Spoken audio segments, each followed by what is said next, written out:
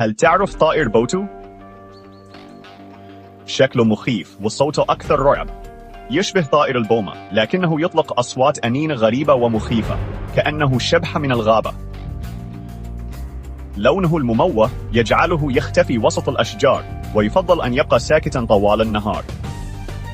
لكن في الليل صوته يملأ الغابة بالرعب والغموض. طائر بوتو، الملك الحقيقي للرعب الطبيعي.